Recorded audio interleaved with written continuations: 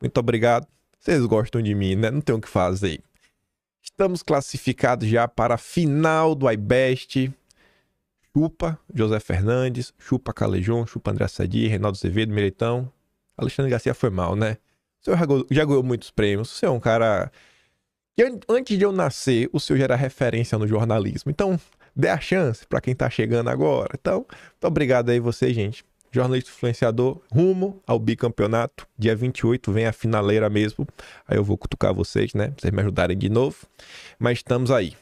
Estamos aí. Meu muitíssimo obrigado. E vamos lá.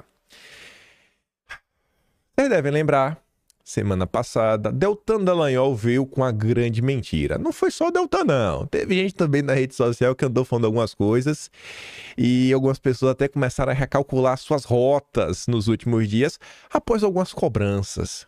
Bom, eu mesmo fui uma pessoa que cobrei, né? Que desmentissem o acordão. Mostrei por diversos pontos que era uma balela toda essa história, que não fazia nenhum sentido. Mas a galera vendeu que basicamente Bolsonaro estaria rifando o Brasil em troca de livrar sua própria cabeça. Algumas coisas que não faziam nenhum sentido, mas tudo bem. E aí um dos principais promotores desse caos foi o Deltan Dallagnol. Esse realmente escalou com força, meteu os clickbait mais malucos que existia. Teve gente também que instrumentalizou essa situação para tentar tirar algum tipo de ganho político eleitoral. E aí teve um vídeo que circulou bastante, todo editado, música de fundo, falava do Silas Malafaia, falava do Pablo Marçal, Bolsonaro, enfim. Aí o Cláudio Dantas, ele pega esse vídeo, porque esse vídeo inclusive cita ele, e aí o Cláudio Dantas diz, ó, esse vídeo é fake, vou dar play no áudio do Dantas. Eu só não entendi porque o Dantas não deixou a fala do Deltan Dallagnol aparecer também, né? Ele foi assim até o final do que o vídeo fala dele.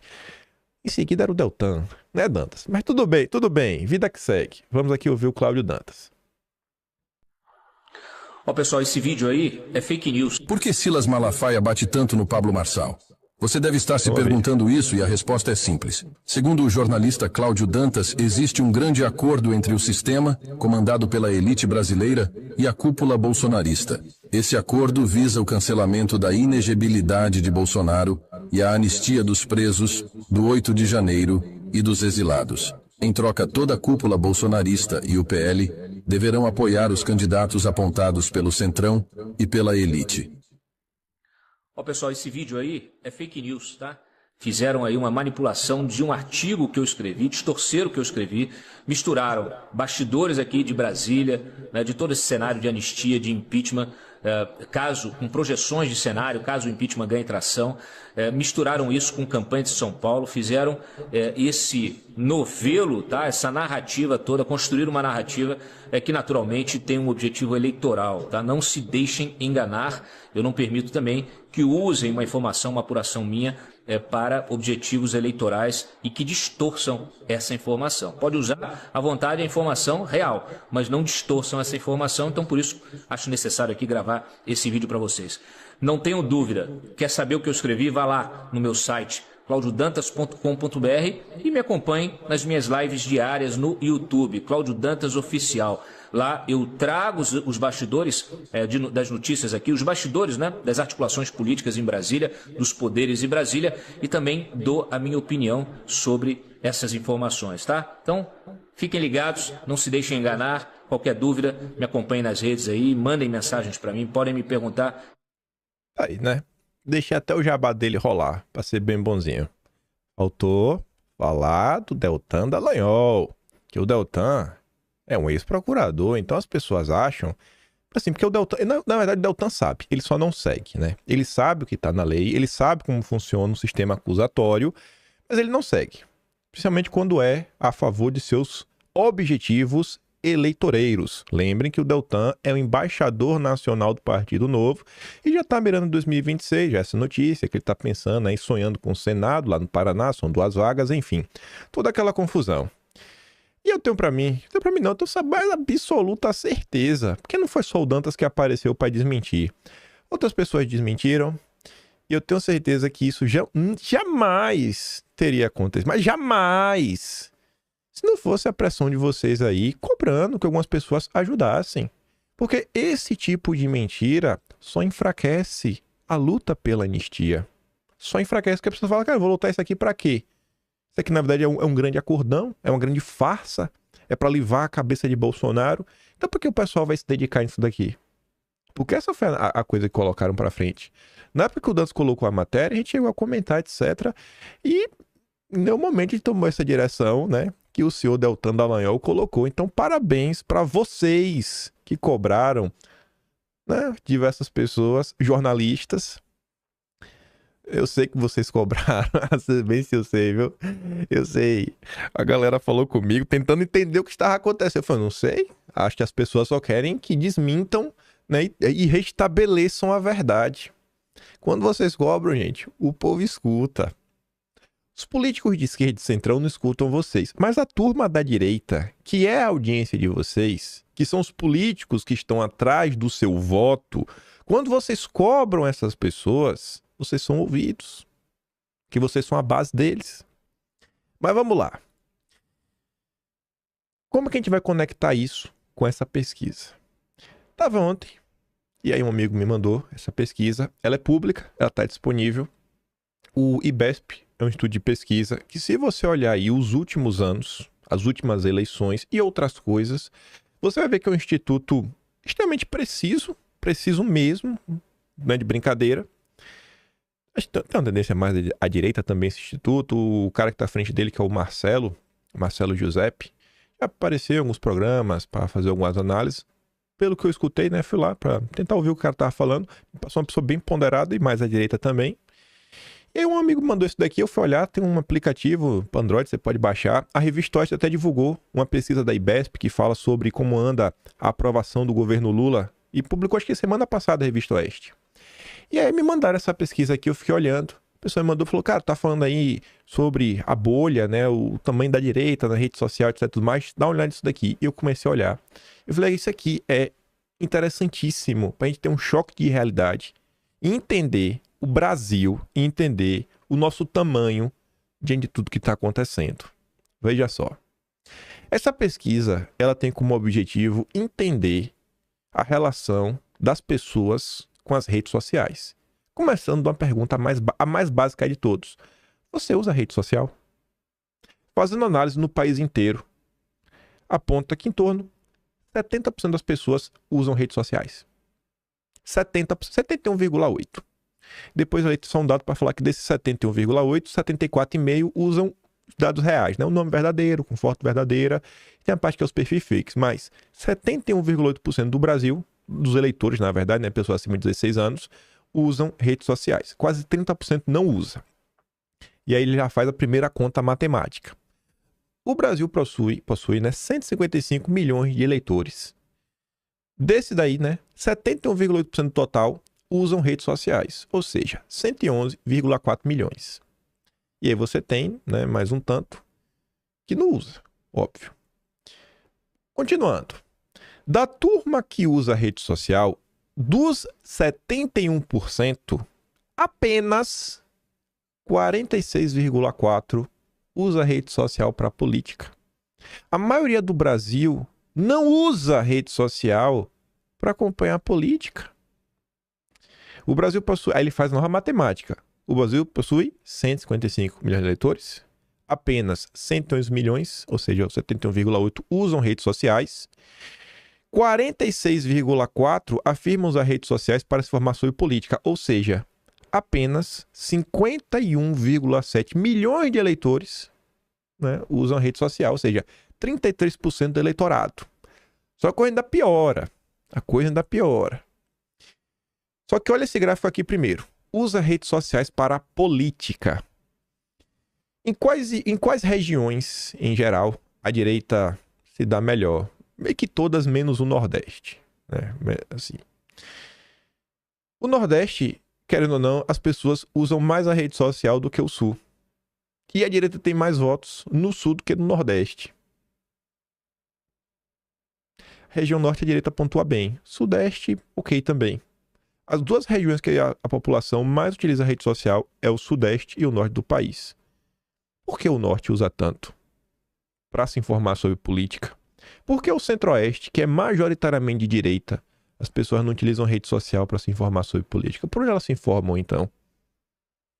O Centro-Oeste é conhecido pelo agro, talvez o famoso agro não esteja tão preocupado, né? Porque quando a gente para analisar o agro do Centro-Oeste que está em Brasília, é o agro do Fávaro, da família Mege, da turma que gosta da JBS. É um agro aí que, não sei, não acho que é muito de direita conservador. Então, na região que a gente pontua bem mesmo à direita, você vê que a rede social não tem um papel tão importante. Como chegar nessas pessoas que votam, mas que às vezes não se dão o trabalho de se organizar? E quando você olha o Nordeste, pô, o pessoal usa a rede social até ok, 41%. Mas por que a direita é tão fraca no Nordeste em comparação à esquerda? Só que quando você olha... Pô, foi mal, me perdoa. Aqui é usa para política.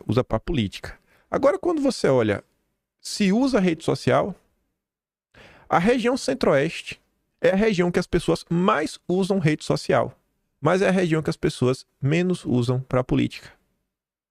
A região onde tem mais pessoas de direita, proporcionalmente, é a região onde as pessoas menos consomem política.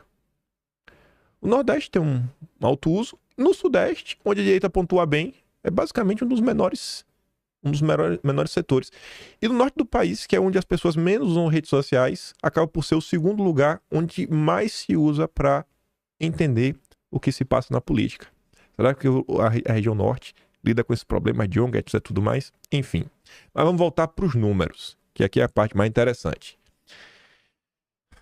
A pesquisa fez uma pergunta muito bacana. É o seguinte, cara, você que usa rede social e que usa rede social para se informar de política, você segue políticos? Você costuma seguir os políticos? E aí, 37% diz que segue os políticos que eles admiram, 34,5% não segue ninguém e 27% segue qualquer tipo de político.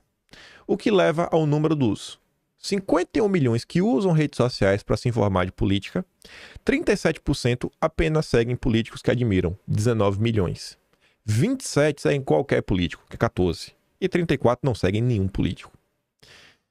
Ou seja, 12% do total dos eleitores do Brasil usam redes sociais para política e apenas seguem aos políticos que admiram. 9% do total dos eleitores usam redes sociais para a política e seguem qualquer político. E 11,8% não segue nenhum político. E aqui é outro dado que mostra talvez até uma falência da política. A perda da fé. Apenas 46% das pessoas que têm rede social e usam a rede social para acompanhar política querem continuar nas redes sociais participativos na questão da política. 35% quer reduzir.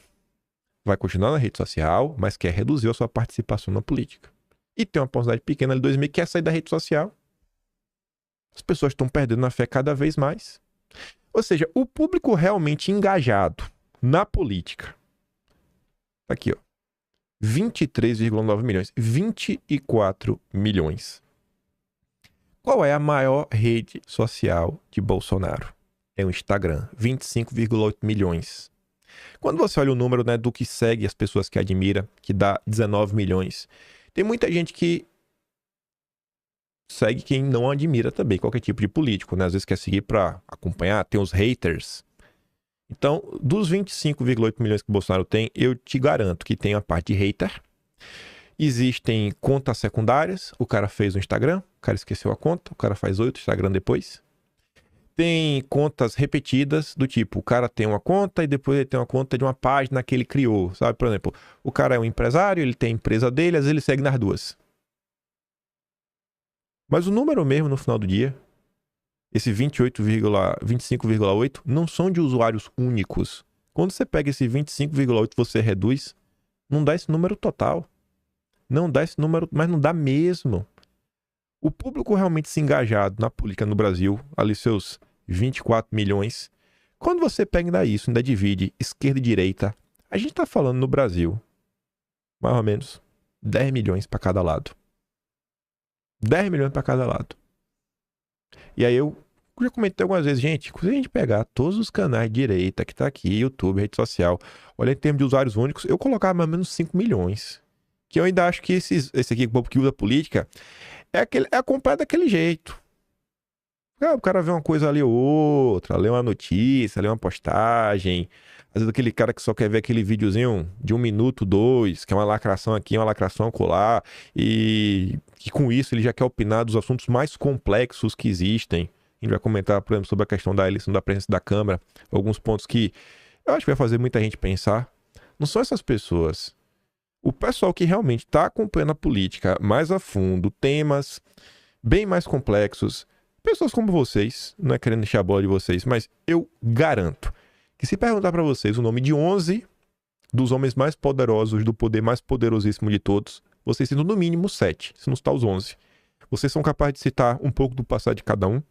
Vocês conhecem o Lula, vocês conhecem pelo menos alguns dos ministérios do Lula, de qual partidos eles são, vocês conhecem quem são os caciques partidários, como o próprio Gilberto Kassab, o menino está comentando, vocês acompanham as pautas legislativas, desde o que vocês querem que avancem, projetos de lei que vocês consideram importantes, vocês discutem às vezes sobre os artigos e os jabutis que estão dentro de processo de lei. Esse tipo de acompanhamento na política, ele é mínimo. Ele é mínimo, mas mínimo, irrisório. As pessoas ficam se degladiando nas redes sociais, achando que o mundo vai ser decidido no Twitter, achando que o mundo vai ser decidido no Instagram. Não vai ser. Eu falei uma coisa pra vocês, agora eu tenho a mais absoluta convicção. A parte mais forte é a parte mais fraca, que são vocês. Vocês são a parte mais fraca e ao mesmo tempo a mais forte. A mais fraca porque vocês não têm poder nenhum, vocês não têm a caneta na mão. Vocês têm 1001 pedidos, mas o que vocês querem dificilmente alguém coloca para andar. E não só vocês, até a própria turma da esquerda. Porque tem alguns pontos que acho que o povo concorda. Todo mundo quer um salário melhor. Todo mundo quer mais segurança. Todo mundo quer uma melhor educação. Isso não tem no Brasil. Tá uma porcaria. Tá uma porcaria. Tá um lixo. Só que vocês são as únicas pessoas que conseguem furar essa barreira dos 24 milhões. Porque tem 155 milhões de eleitores. Eles vão escolher alguém. E essas pessoas que não estão na rede social ou estão, não querem saber de política, são amigos de vocês. São as pessoas que vocês conhecem no local de trabalho. São as pessoas que vocês conhecem na universidade, na escola, encontrou no supermercado. É vizinho, é parente. É isso daí. Vocês podem exercer um poder muito grande a cada 2 anos. Eleição municipal, eleição federal. E, infelizmente, muita gente que às vezes chega lá fica a desejar. Normalmente não sou o candidato que vocês votam. Às vezes é o candidato desse cara mais boca aberta. Então, olha esse desafio. Pega a situação do Rio de Janeiro e olha em relação a isso. Aí você começa a entender porque tem tanta gente. Porque tem tanta gente que votou em Bolsonaro em 2022 e agora tá apoiando Eduardo Paes, bicho. É Eduardo Paes, bicho. Como é que pode? Você tem lá o Ramagem. Assim, inquestionavelmente um cara de direita pra ninguém reclamar. Mas o cara votou em Bolsonaro, tá votando em Eduardo Paes. Não, porque ele tem uma ginga ali, ele sabe sambar. É malandrão. Gente do céu, pô. Que loucura. Que loucura. A gente tem que buscar isso daqui, a gente tem que buscar ter cada vez mais voz. Mas o pessoal fica aí, não, você quer? Esteja cancelado, esteja isso, esteja aquilo outro. Deixa de seguir, deixa isso. E aí, por isso que eu digo assim, vocês podem parecer poucos, mas juntando aí, às vezes, 100 mil pessoas nas redes sociais em torno de uma pauta, a rede social para. Quando as pessoas comentam, você vê, né? Quando tem algum assunto do momento todo mundo comenta, só se comenta sobre aquilo. A imprensa é forçada a comentar sobre aquele determinado tema. As pessoas engajadas no final do dia não são muitas. Tem muita gente que ainda tá na rede social que acompanha, sabe de tudo, mas não deixa comentário, não posta muita coisa, tá ali meio que só olhando, só de bizu. Ele conversa dentro de si casa, seu local de trabalho. Então saibam usar o engajamento que vocês têm. O engajamento de vocês, você é só um. Mas quando junta de um em um, o engajamento de vocês em relação a temas, isso pauta o debate. Quando vocês falam, cara, eu vou bater palma, eu vou parabenizar quem faz esse tipo de ação. Tenha certeza que mais pessoas se sentirão estimuladas àquela determinada ação. Por quê? Porque dá like, porque dá engajamento. A mesma coisa, se vocês falam, eu vou criticar esse tipo de coisa, menos pessoas vão seguir por aquele caminho. Por quê? Porque ela quer o like, ela não quer receber a crítica. Vocês são o ponto mais fraco e ao mesmo tempo mais forte, mais importante nesse tipo de debate. Esse é o desafio que a gente tem que lidar. Quando você olha a TV aberta, a Globo ainda consegue falar por dia, segundo números, em torno de 100 milhões de pessoas por dia. 100 milhões de pessoas. Não é pouca coisa. E ali quando você olha a região norte, cara, o cara quer continuar ativo. Muita gente lá. E é uma região que cada dia enfrenta mais e mais problemas. O Centro-Oeste, que quase ninguém está acompanhando política, só 40% quer continuar acompanhando. Cara, o que está acontecendo? E o Sul, olha que engraçado, o Norte, que passa por muito problema atualmente, e o Sul, que passou pela tragédia, são as duas regiões que o povo quer continuar. Porque perderam a fé, com certeza, na imprensa. Como chegar nessas pessoas? Eu não tenho essa solução, queria ter. Mas acho que isso aqui mostra, sabe, pra gente começar a se levar a sério dentro da nossa limitação. E eu tenho certeza da minha mediocridade. Em termos de tamanho, eu não vou ficar negando. É muito, muito. Meu Deus do céu, eu nunca esperei ter tanta gente me assistindo na minha vida. Mas ainda é muito pouco em relação a muita coisa para eu querer achar que eu sou algum tipo de celebridade. Reflitam sobre isso. Esse é um desafio gigantesco para a direita, falar para mais pessoas. E aí, só para encerrar, antes de falar isso aqui da Tabata, não é de agora, inclusive essa questão da fake news do Deltan, é um movimento que claramente leva a uma direção. Pode nem ser o objetivo do Deltan Dallagnol, que para mim que é o desgaste da imagem de Bolsonaro. Eu já falei isso mais de uma vez. Não vou falar quantas, mas mais de uma. Para mim, o ponto mais importante de Bolsonaro, sua maior habilidade, é conseguir fazer com que as pessoas se interessem em acompanhar a política. Ele consegue despertar esse tipo de interesse. Ele consegue pegar aquele número dos 24 milhões e aumentar, e aumentar, e aumentar. E isso na esquerda e na direita. Tem gente de esquerda que começa a comprar por causa de Bolsonaro. É um evento que se intensificou com o Bolsonaro. Ele é um catalisador. Então, a direita tem esse ativo, tem esse cara, tá rodando o Brasil, faz e acontece. E muitas vezes você vê pessoas o difamando, né? Uma maledicência sem igual, uma disfarçatez contra Bolsonaro que não condiz com a realidade. Você fala, pô, vocês realmente vão destruir isso daí? Um dos maiores ativos que a direita tem, vocês vão destruir o cara? Que tem gente que tá nessa, né? Aquelas, enfim. Cada dia eu também tô mais convicto, até conversei ontem com um amigo. Tem algumas coisas que você não precisa falar. Tem algumas coisas que também não precisa desmentir. Ele falou, cara, você não vai desmentir isso aqui não? Eu falei, você? Eu falei, não vou desmentir. Mas por que? Eu falei, você tá indignado? Tô. Então, pra que eu vou desmentir? Você já tá indignado. O povo consegue pensar. O povo tem coisas que você não precisa nem falar. Você pode até evitar o você está dívida direita. Porque a pessoa sozinha, ela já tá indignada com mil uma coisa. Ela já tem, não precisa. Aí ele falou, não, entendi o seu ponto. Eu falei, pois é. Eu falei, cara, quem te conhece, quem raciocina? Eu falei, aqui, ó, entendi, pronto. E vida que segue. Só falando aqui rapidinho, chamou minha atenção. Hoje, o Estadão, porta-voz do liberalismo no Brasil, ator principal do golpe da República de 1889 e desde então nunca mais abandonou o espírito golpista, cede espaço para o Sérgio Fausto, que é diretor-geral da Fundação FHC.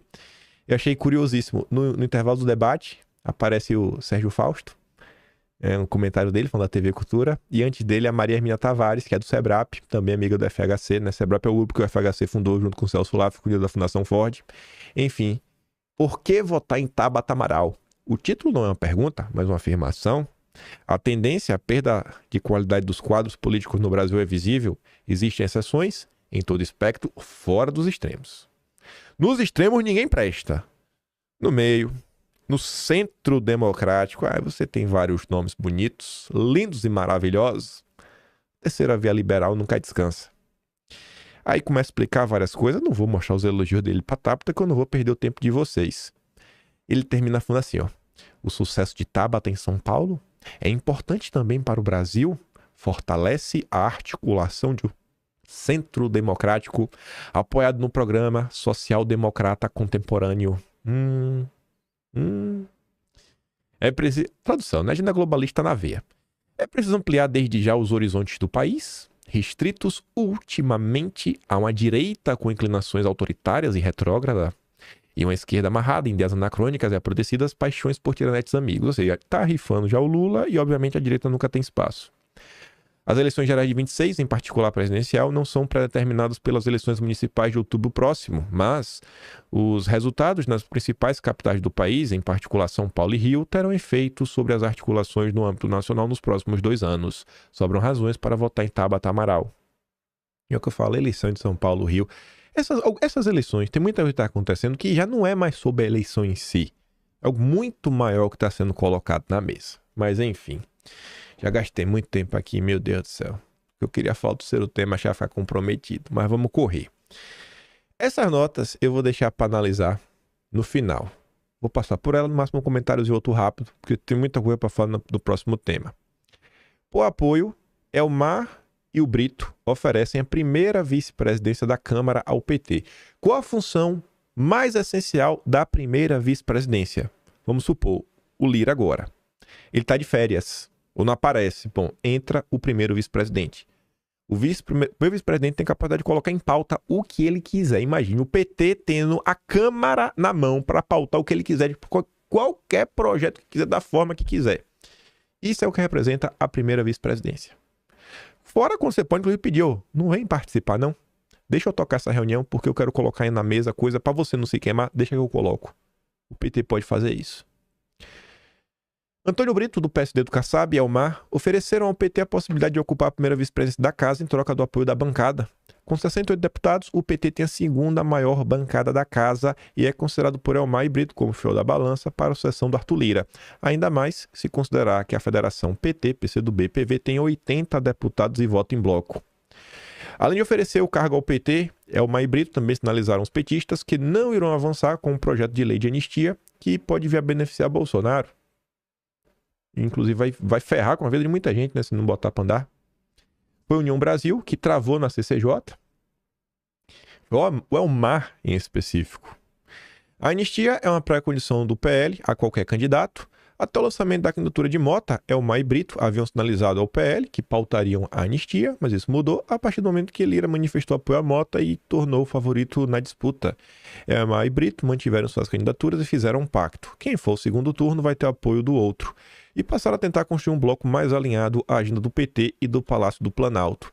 A leitura é que a única chance do PT, do Lula, ocupar um posto de destaque na mesa diretora é apoiando um dos dois.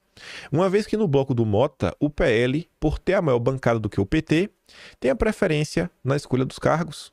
O princípio vale para o projeto de anistia. Sem apoio formal do PL, Brito e Elmar não terão qualquer compromisso em pautar a proposta. Elmar e Brito têm dito interlocutores que sua situação é parecida com a de Rodrigo Maia, no qual a esquerda decidiu o segundo turno. Justamente em razão disso, passaram a fazer os acenos de que serão eles e não Mota que trarão a estabilidade política ao governo Lula na segunda metade do seu governo. Olha a palavra, estabilidade. Por outro lado, se aqui eles estão falando, Lula, comigo tem estabilidade, comigo você vai ter muitas benesses, vou atrapalhar Michel fazer isso. Olha o Mota, né? Santo também não. O apoio nada discreto do deputado petista Odair Cunha. A candidatura do Mota não saiu barato. O candidato do Republicanos, o Mota, ele ofereceu para o petista Odair uma vaga de ministro no TCU, de acordo com fontes a do acerto.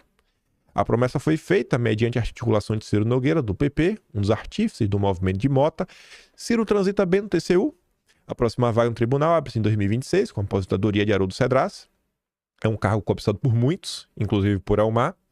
Um dos candidatos à sucessão do Lira seria o custo para abdicar de uma candidatura que, em realidade, não vale mais o cargo. Elmar está em baixa. Odair é líder do PT na Câmara. Ele e a liderança do partido na Câmara chegaram a publicar um post no qual afirmavam que submeteriam o nome de Mota. O post foi apagado após o previsível incômodo causado na cúpula do PT, mas o sinal estava dado. O apoio de Odair a Mota confundiu inicialmente alguns parlamentares. O projeto Mota alicerça-se em partidos relevantes da oposição. PL, PP, né, Republicanos. Lula se encontra com o candidato de Kassab, que é o Brito.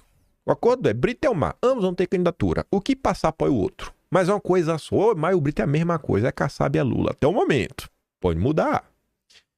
Brito voltará a ser recebido por integrante do governo Lula nesta terça, quando vai ser recebido pelo Alexandre Padilha, né, o ministro de Relações Institucionais. Outros 3 ministros do PSD também devem participar. E não se engane também, nos últimos dias o Lula esteve com Elmar e o Lula também esteve com Hugo Mota. Isso também é normal, né? Porque o presidente da República vai querer intervir. Com o Bolsonaro a mesma coisa aconteceu. Encontrou com Lira, encontrou com Baleia Rossi. Isso aqui meio que é do jogo, mas fica de olho. E aí, quando você olha, a gente falou da turma do Centrão mais à esquerda, quem sabe se é mais à direita, mas enfim, Centrão, vamos do Centrão. E tem a turma da direita.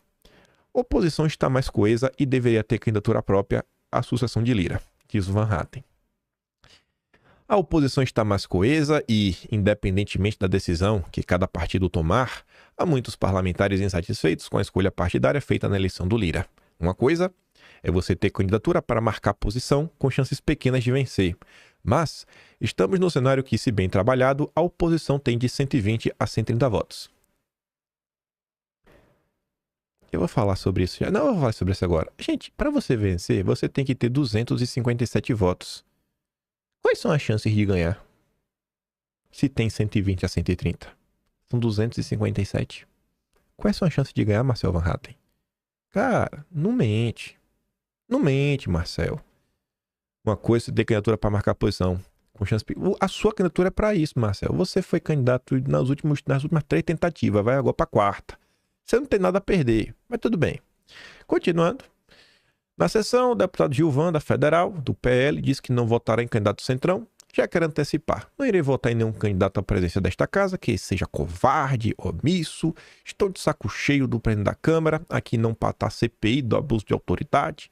Já antecipo também que se Marcel for candidato, eu irei votar nele, porque não voto em candidato do Centrão. Estou de saco cheio de ver um presidente da Câmara frouxo, covarde, cúmplice. Sinto muito por ter votado no Lira, mas esse erro não vou cometer novamente. Beleza. Aí vamos dar uma olhada. Eu começo a falar no último ponto. Olha quantas coisas entram na mesa na hora de você escolher uma direção na questão da presidência da Câmara. Primeiro ponto, as comissões. O tamanho dos blocos importa.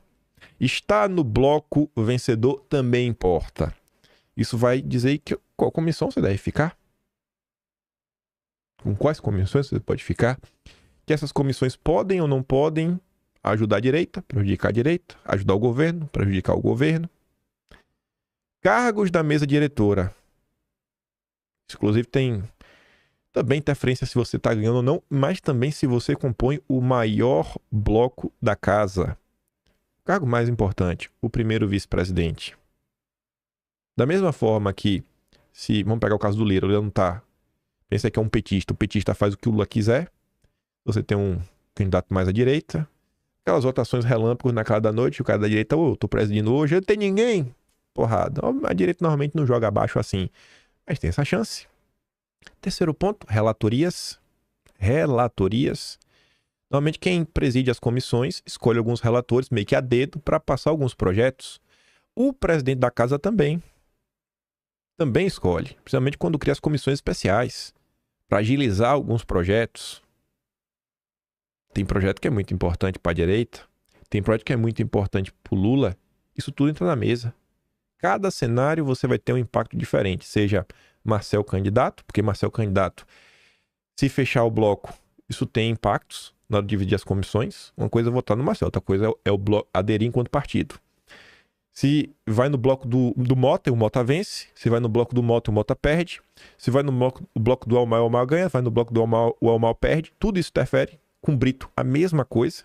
Então não é uma situação assim, perder, perdeu. Não, interfere. Depois, estabilidade ou caos para o governo. Vai ter candidato que vai trazer mais estabilidade, vai ter candidato que vai trazer menos estabilidade. Qual? Será que o Mota vai trazer algum tipo de desestabilidade ou caos? Porque o Mota até, né? Da mesma forma que o Mota se compromete a levar à frente a anistia, tá dizendo a imprensa já que o Mota também olha a possibilidade de um acordo para entregar a vaga do TCU para o PT.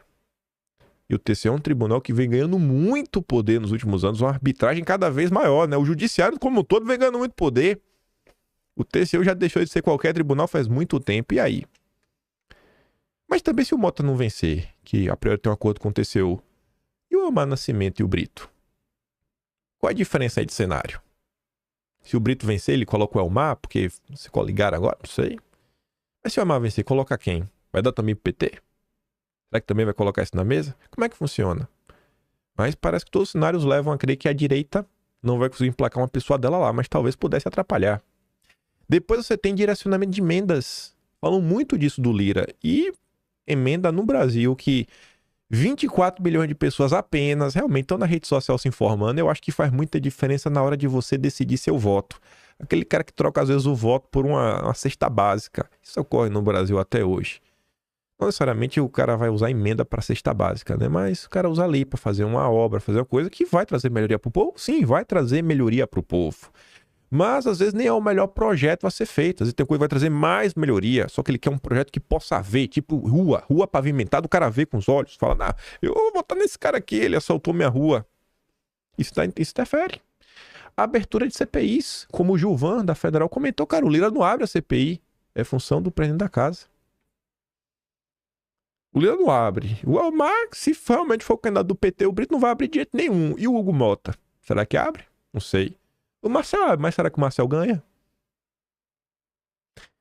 Abertura de impeachment da presidência da República. Cabe ao presidente da Câmara. Aí você tem o fator Kassab. Se der o Mar, o Brito, se for o Brito, realmente é do Kassab, né? Do PSD. Se for o Mar, estão fechados juntos.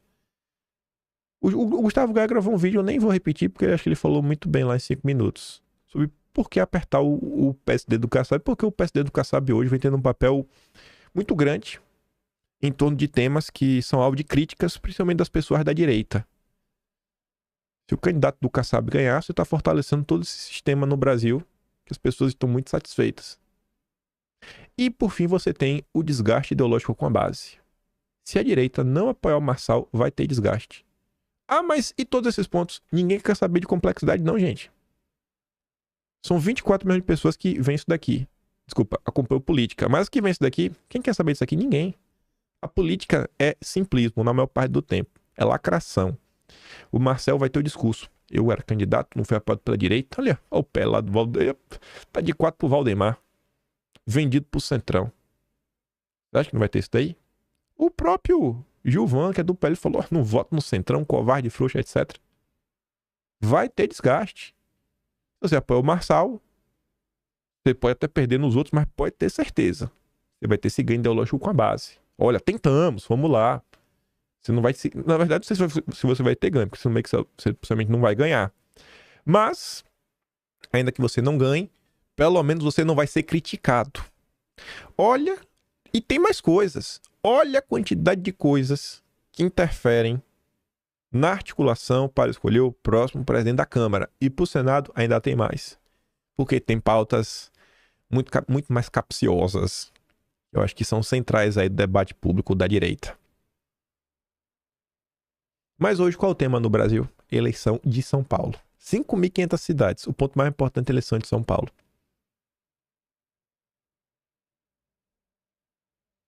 Quantas pessoas estão interessadas em saber sobre isso? Quantos deputados estão comentando sobre isso? Andando aqui, adiantei, tem 20 minutos. Não sei nem se é tempo suficiente porque eu quero falar tudo. A Vânia tá também. Brasil segue em chamas. Cena de Brasília. Fumaça se espalha por Brasília e fogo se aproxima da administração do Parque Nacional. O NB suspende atividades presenciais nesta segunda por fumaça de incêndio no Parque Nacional de Brasília. Aí, nesse cenário de caos, o presidente do Supremo, o ministro Luiz Roberto Barroso, diz que recebeu ligação de Lula, muito preocupado com impunidade sobre incêndios criminosos. Tá bom. Preocupado, né? E se juntar de cima com a de baixo, o ministro Luiz Roberto Barroso cobra dos juízes mais rigidez contra crimes ambientais. Bom, fica parecendo, assim, fica parecendo não, né? Eu creio que essa preocupação vai acabar por levar o Poder Judiciário a discutir de forma mais profunda e intensa essa questão aí ambiental. E a questão ambiental começar a entrar cada vez mais dentro da discussão do Poder Judiciário. E que isso me preocupa muito, porque tem uma tese jurista que eles comentam o seguinte: você vê que essa turma gosta de decidir, né, o rumo das coisas. Eles são as pessoas mais capacitadas para isso, nem vou discordar. Mas, quando se fala, por exemplo, em clima, o pessoal pergunta assim, cara, de quem é a última palavra em relação às questões ambientais? E tem um argumento que rola, que é bem complicado e pode dar poder para a justiça, inclusive abordar outros itens que tenham qualquer tipo de relação com as questões ambientais, que é o seguinte: quem é que vota no Brasil? E normalmente no mundo? Quem tem acima de determinada idade. No Brasil, é obrigatório a partir dos 18 e facultativo para quem tem mais de 16. E quem tem menos de 16? Não precisa votar. A pessoa que não vota, ela não tem representação política. Nenhum político que está lá representa os não votantes. Ele não vota. Ele não escolheu o rumo do Brasil. Então as pessoas que foram eleitas, ela também decidem sobre essas pessoas. E isso é injusto. E as pessoas que nem nasceram ainda? Nenhum político está preocupado com elas. Mas tem um poder que lida com todas as pessoas. Até os que não nasceram. É o Poder Judiciário. Então a palavra final em relação ao meio ambiente cabe ao Poder Judiciário, porque só ele contempla coisas que vão de pessoas que nem nasceram até as pessoas que já partiram. Aí imagine a quantidade de coisas que acontece que tem qualquer tipo de correlação com a palavra final deles. E o Brasil vem avançando na direção que cada vez mais o pessoal tem mais e mais poder e decide mais e mais coisas. A CNN noticia o aspecto econômico. O Estadão reforça, mas tem outros aspectos que a gente já entra lá. Mas veja aqui, ó. Flávio Dino autoriza o governo a abrir crédito fora da meta fiscal para combater os incêndios. Beleza, tem que realmente combater, não pode deixar do jeito que tá. Mas você fica meio assim, né? Pô, governo Lula, a decisão vem do Flávio Dino, complicado, né? Nessa modalidade da liberação de recursos não está limitada pelo arcabouço fiscal e não será computada para fins de cálculo das metas fiscais. Aí o Estadão escreveu um editorial sobre isso. O conforto de Lula é a miséria da República. O ministro novato Flávio Dino claramente não entendeu que o assento no Supremo não lhe confere poder ilimitado para agir sob qualquer pretexto, poder do qual nenhuma autoridade dispõe na República. Dino não pode acordar num belo dia, por exemplo, e ao tomar conhecimento de que mais da metade do país está coberta por uma espessa nuvem de fumaça, determinar que o governo federal deve fazer para combater as queimadas. Será que não pode? Só o Poder Judiciário pode cuidar realmente do meio ambiente para todos. Tem que criar, né, o direito ao clima, o clima saudável. Nem muito menos cabe a ele dizer de onde hão de vir os recursos para custear as ações, como o Dino fez no dia 15 passado, ao autorizar a abertura de créditos extraordinários para essa finalidade. Outra hipótese não menos problemática é que Dino possa pensar, talvez, se mirando no mau exemplo de alguns de seus colegas, quem será, né? Que está normalizando o fato de um ministro do Supremo imiscuir-se em temas que não lhe são afeitos, como é o caso da definição e implementação de políticas públicas para lidar com a tormenta climática.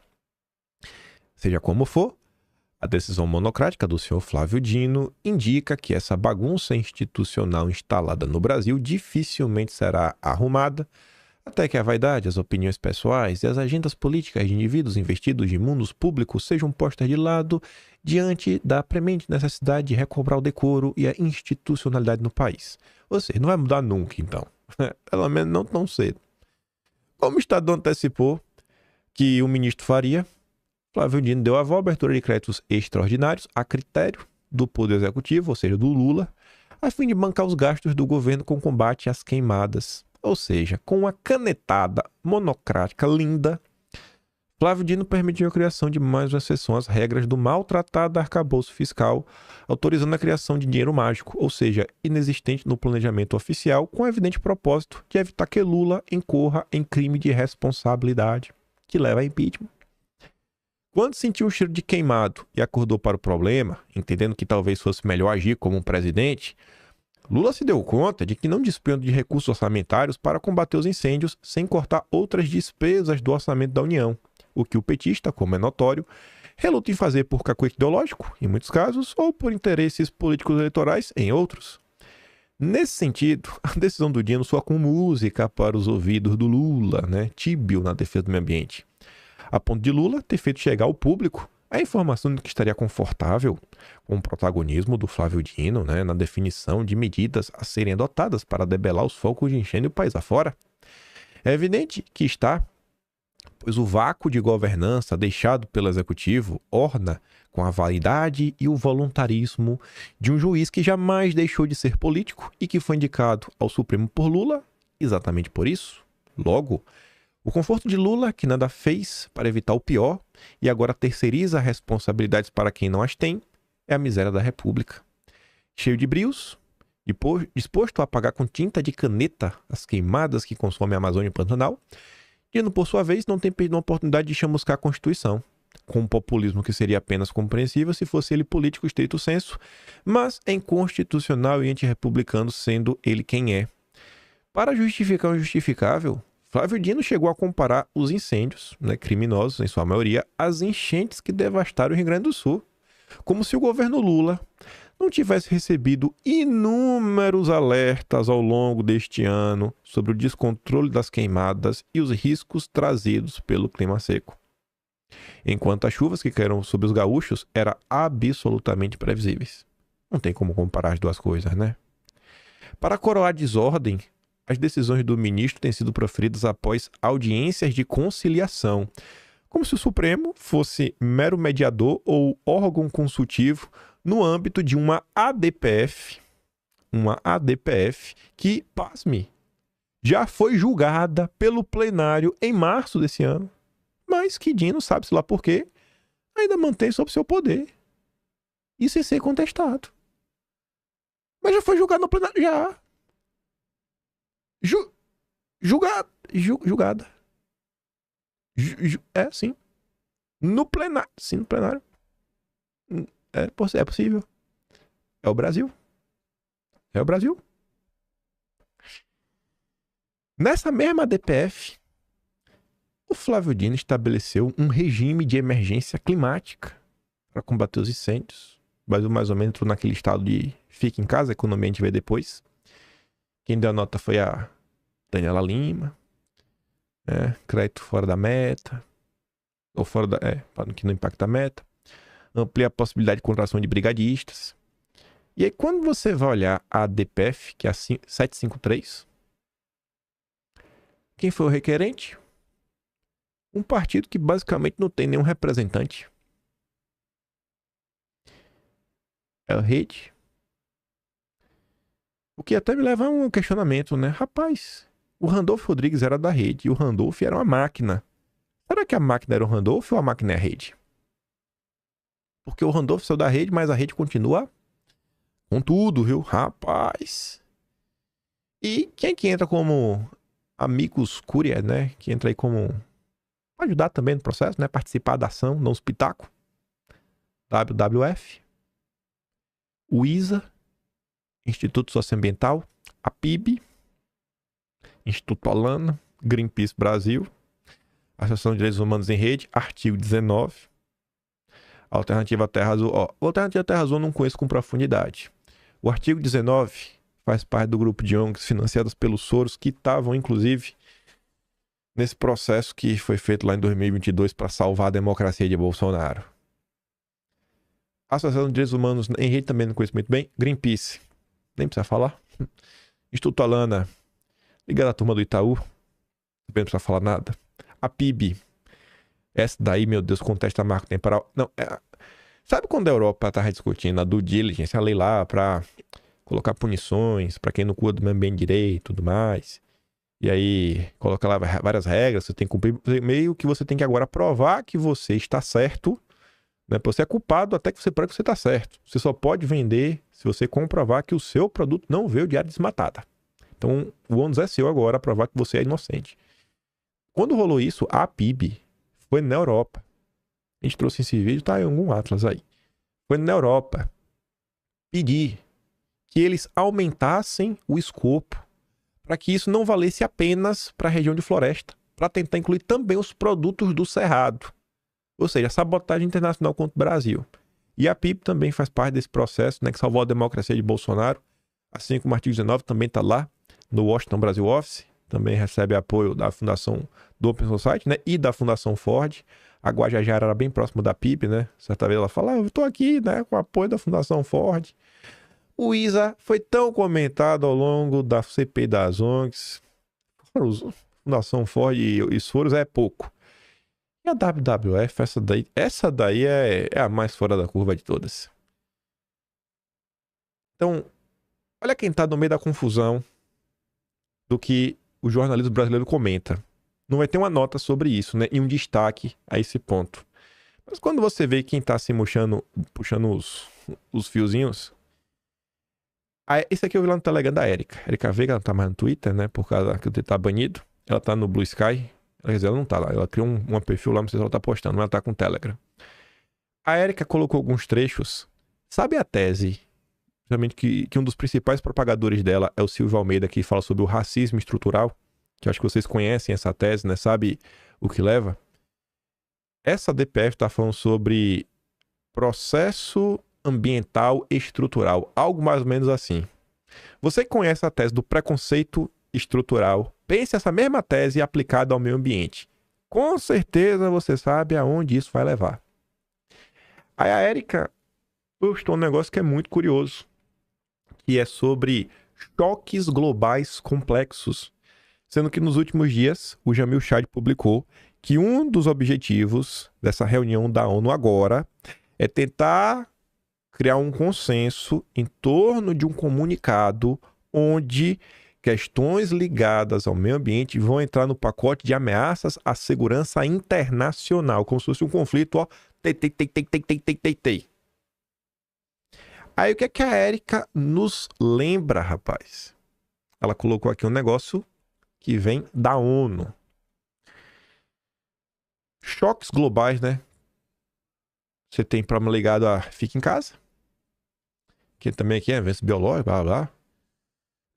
Problema de cibersegurança global, uma disrupção na internet, alienígenas basicamente, né, que vem do espaço, e um evento climático, né, de grande aspecto. A gente tá agora o quê? No risco de emergência climática. Vai mais ou menos nessa linha, né? Você tá colocando algumas teses para avançar. Ainda mais porque quando você pega a DPF, tá lá. Não, aqui muito similar ao que aconteceu lá no época, não sei o que lá, 19. Lembra? O tracinho 19, né? Começa com um C, aí tem o V, I, D, O, 19. Aí tá ali, né? Um processo aí, né? Pra você trabalhar como reagir de forma global a esse tipo de incidentes. Vocês conhecem essa rodinha aqui também, né? Com 17 cores. É a Agenda 2030, onde cada cor representa um dos ODS da ONU. O tipo de pauta que está avançando. Aí vem a Marina Silva falar de... Estão aqui o processo que estão vendo é um terror climático, né? Você está falando de pessoas agindo. E, gente, quando você fala essa palavra terror mais ismo, normalmente você está falando de pessoas que vão lá e... né, jogam aquele artefato que... Negócio complicado. É realmente uma ameaça global. Olha como até os termos utilizados reforçam esse tipo de narrativa que eu acho que não vai levar o Brasil na direção que pelo menos vocês desejam, que enfraquece o Brasil em forma internacional. Eu mando esse vídeo lá no Telegram, vocês dão play, eu quero falar de mais coisa ainda. Aí olha isso, olha isso. Brasil em chamas. Ameaça sufocar os planos de Lula na Assembleia da ONU. Em seu programa, Lula vai usar a cúpula do futuro, cobrando que órgãos internacionais tenham maior autoridade, que vai na mesma linha do que o próprio Jamil Chad falou sobre o comunicado. Quer dar agora o quê? Poder de polícia para a ONU? Mais autoridade ainda para a ONU? Vai abrir mão ainda mais da soberania nacional? Vai, porque Lula foi eleito para isso. Esse é o papel do Lula desde o dia zero. Você acha que o apoio internacional que o Lula recebeu foi pra quê? Pra entregar o Brasil. Ainda sem assumir em 2022, no final do ano, quando o Lula foi na COP25, do jatinho do seu amigo até, né, de carona, o Lula defendeu que não dá pra gente ficar aqui em toda a COP, decidir, depois chegar lá e pegar a decisão daqui e aprovar no Congresso Nacional. Aí nada avança. Tem que criar uma nova governança global que possa realmente impor. Lá vai o Lula de novo falar sobre isso no aleatório, pô. Pelos acordos do clima fechados a partir de 2015, europeus e americanos se comprometeram a destinar 100 bilhões aos emergentes para garantir a transição para uma matriz de produção sustentável. O dinheiro nunca chegou. E tanto em Washington quanto na capital europeia, a presença de Bolsonaro era um argumento para frear o envio de recursos. Balela. E a matéria do Jamil Chad chama muito minha atenção, porque puxou um nome que eu não lembro quando eu vi esse nome na imprensa nos últimos anos. Mas eu conheço esse nome. Eu falei, rapaz, ressuscitaram esse cara? Cara, não é possível. O ambientalista Fábio Feldman destaca que a falta de liderança efetiva no combate às mudanças traz enorme oportunidade do Brasil, exigindo contrapartida em termos de lição de casa. Sabe quem é o Feldman? A gente está vendo aí essa movimentação, né, internacional que enfraquece a soberania nacional. Tá todo mundo vendo.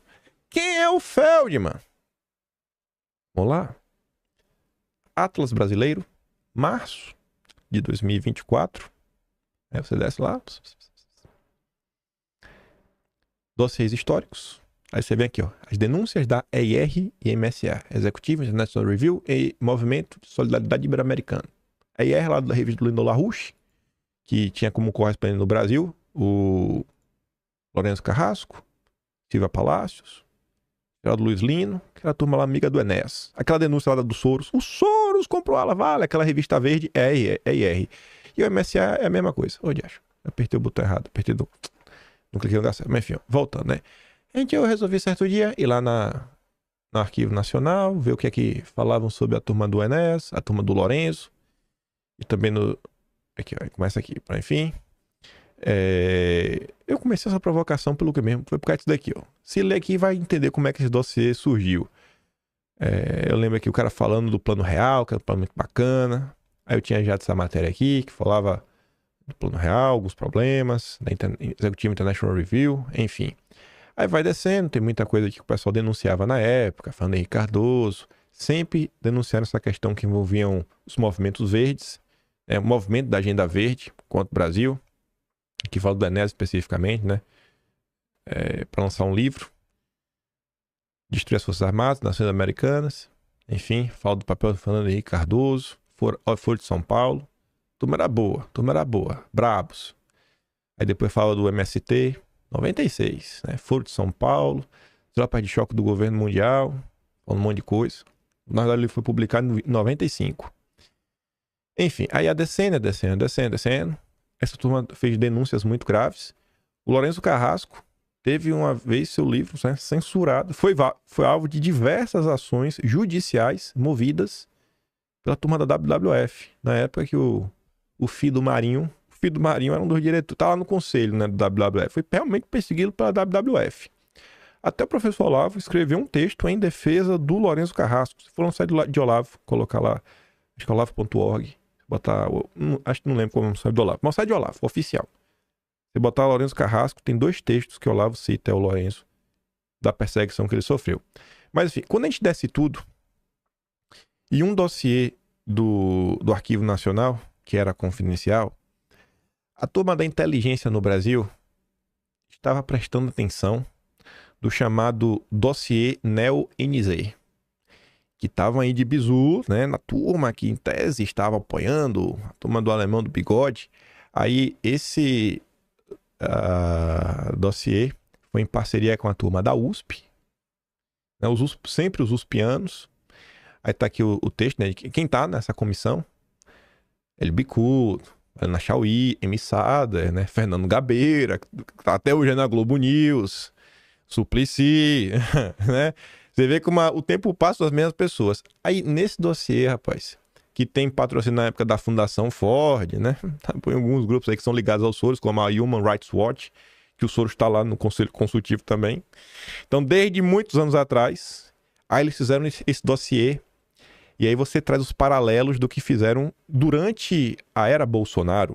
Quando vem a Atlantic Council, ali em junho de 2020, faz um estudo que leva ao banimento de diversas pessoas do Facebook, né, gabinete do ódio, 1001 acusações sem pé nem cabeça.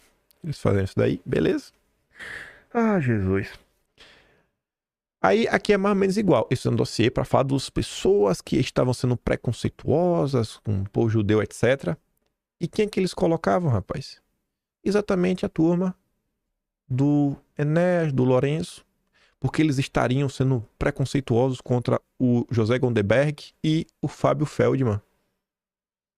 Ah, porque eles são de origem judia. Não tinha nada a ver com isso, rapaz.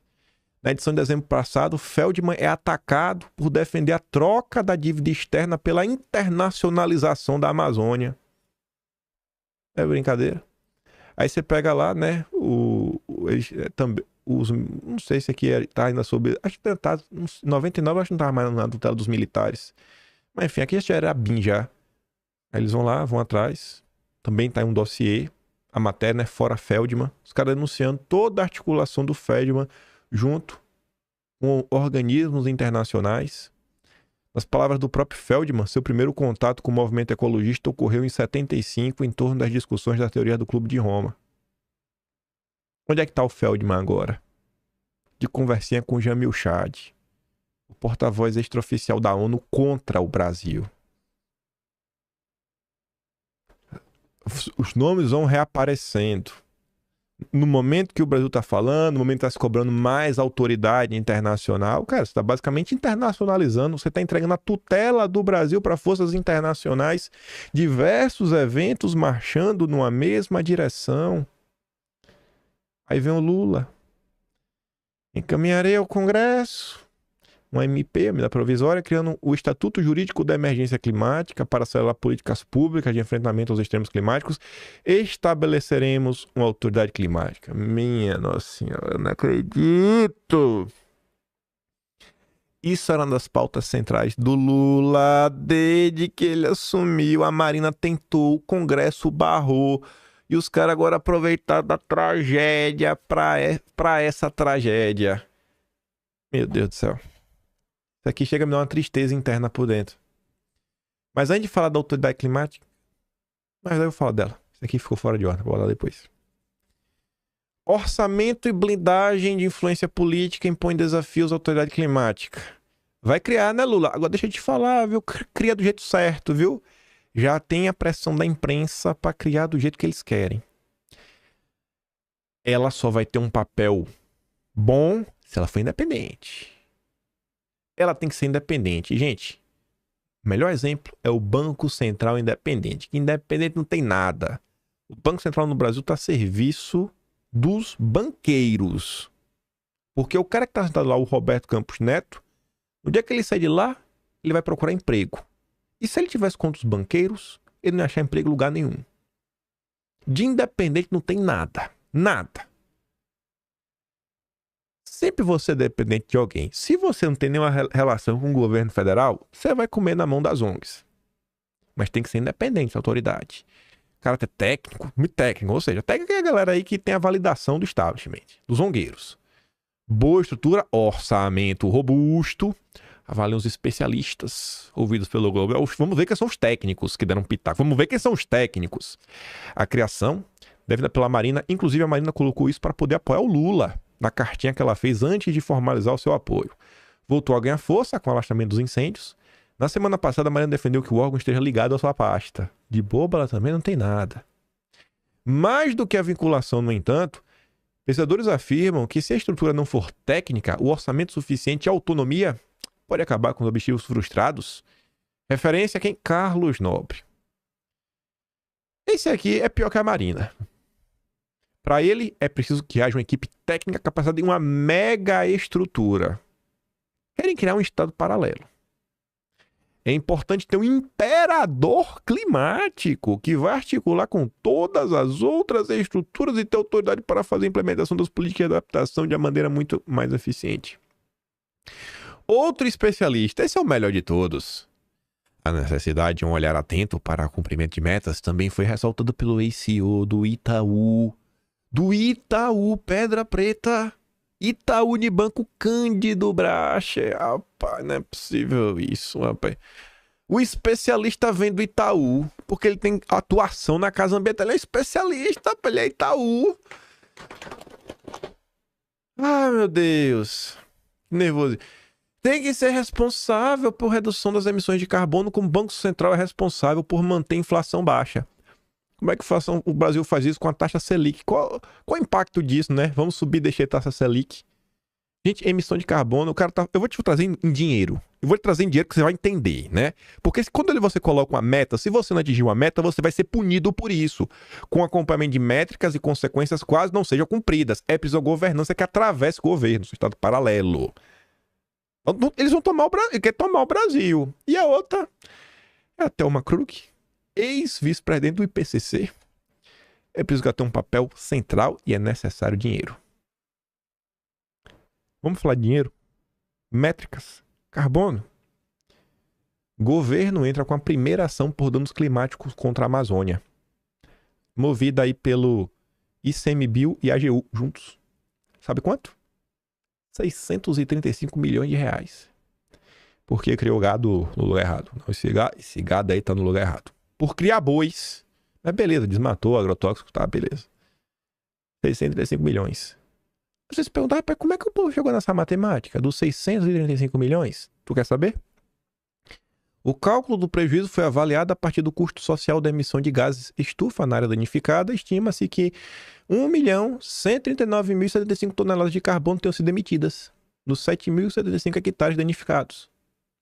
7.000 hectares, uma pessoa só é muito, né? Mas eu tô certeza que vocês conhecem muita gente que tem fazendas aí de mais de 1 hectare. Uma fazenda, não é uma fazenda, é uma rocinha, 1 hectare. 7.000 hectares, uma terra grande, é um espaço considerável. 635 milhões. 3 mil bois. 3 mil bois. Deixa eu fazer aqui a divisão pelo boi, porque o cara na matéria fala que eles encontraram 3 mil cabeças de gado. Deixa eu fazer aqui o custo do boi, pra ver se tá compensando. 635, 1, 2, 3, 1, 2, 3, 3, dividido por 3 mil bois. Cada boi aí tá gerando uma multa de 211 mil reais. Cada boi, 211 mil reais. Nem se fosse o Aguil A5, Nelore, Black Premium, sabe? Defumado, envelhecido. Não vale esse preço. Aí vamos falar de valor. Vamos ver aqui para queimada. Queimadas na Amazônia resultaram em 31 milhões. Se a gente utilizar a mesma métrica, o custo das queimadas só de pagar, o Brasil está com um rombo de 17 bilhões. E aí? Vamos começar a colocar metas. A cada dia que passa, mais políticos começam a defender teses do tipo, não, a gente tem que isentar o IPVA de carros elétricos. Começa assim. Começa isentando o IPVA de carro elétrico. Depois o carro elétrico passa a pagar IPVA e o carro a combustão começa a pagar um imposto a mais. A mais. O elétrico deixa de ter qualquer tipo de benefício para o combustor começar a pagar mais. Por quê? Porque você tá destruindo o planeta, meu. Você tá destruindo o planeta, meu. Pô, meu, não pode ser desse jeito, ô, bicho. E nesse processo de emergência climática que o Brasil tá, né? Daqui foi ainda na época. Enfim, não falo nada.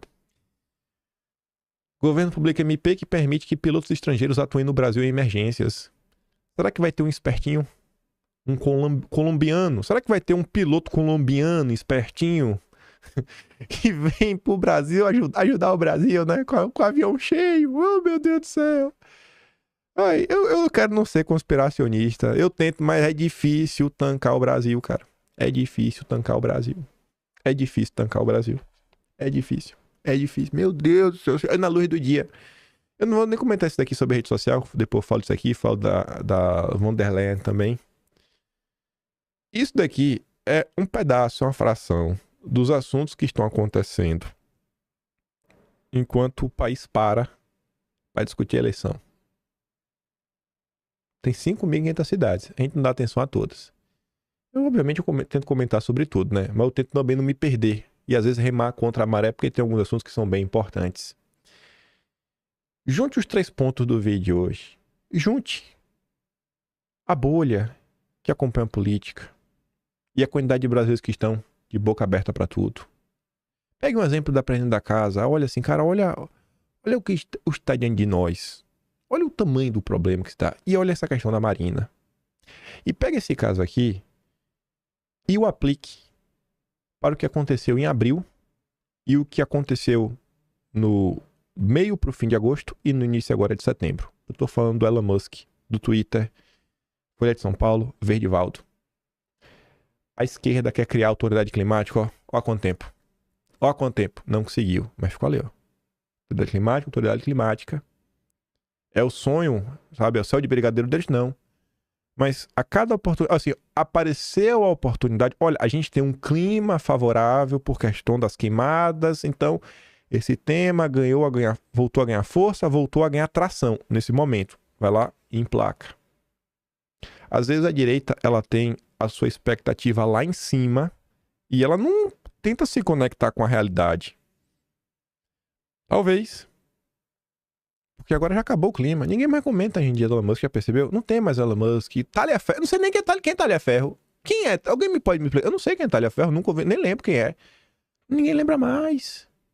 Então, às vezes, tem alguns temas que se lá atrás, fala assim, não, cara, vamos, sei lá, em vez de a gente focar nisso daqui, se a gente focar, tentar pegar um pedaço da unha, quem sabe a gente consegue. Talvez se tivesse que fazer um esforço em torno ali daquele projeto do Amon, pudesse estar podendo usar o Twitter com VPN. Talvez, se tivesse um esforço em alguma outra pauta, talvez pudesse ter avançado um pouco.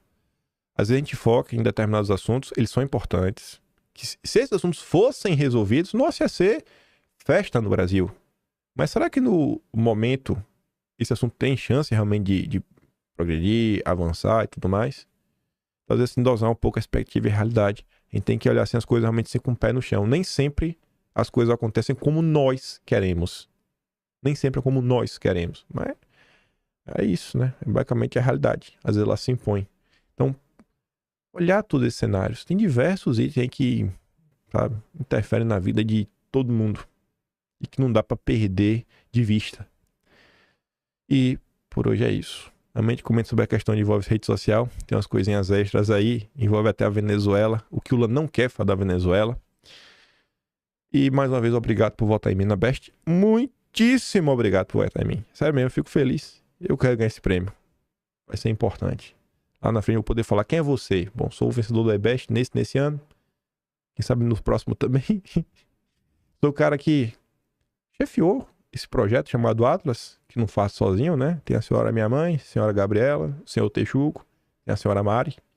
Mari tá meio atrasada mais uma vez, né? Com um formato bonito, mas ela sempre entrega. E por hoje é isso, gente. Se gosta do meu trabalhinho, quiser dar um pouco mais, passa o nome no canal, tem um botão de valeu, tem um pin de inscrição e tem um Atlas brasileiro, né? Kimpaim.com, sem BR aqui em cima, como sempre. Compartilhe esse vídeo, volte amanhã. Vou mandar os vídeos que eu não dei play e o que eu dei play lá no canal do Telegram, que tá aqui na descrição. E considere também me seguir lá no canal secundário Talkin Show. Talkin, T-A-L-Kin Show. Tô sempre comentando lá alguma aleatoriedade e lá às vezes eu faço uma live só pra ouvir vocês, tirar algumas dúvidas, né? Tentar esclarecer na parte do possível. Aquele grande beijo e abraço. Tamo juntos. Valeu, meus amigos. Fui!